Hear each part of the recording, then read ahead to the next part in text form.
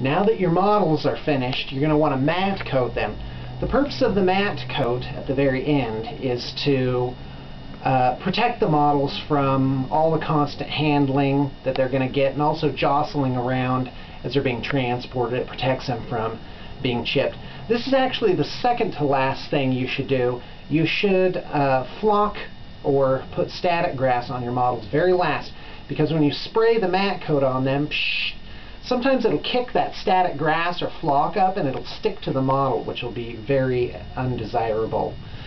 The two brands that I recommend are Testors, a dull coat, or a Krylon matte finish.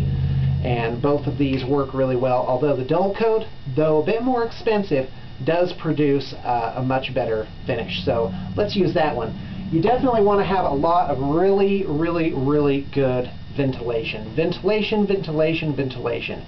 So important. And I like to put on a double coat, which is easier than you might think. You don't want to put on too much, or they'll end up being glossy and it'll be too thick. So the key is to put it on just right. I think it's like putting on hairspray. Yeah, and I do that a lot.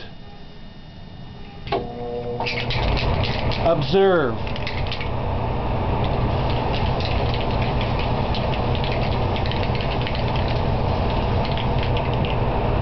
One.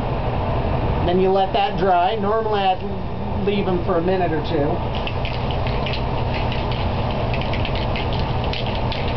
Two. You want a misting action. You want to mist them.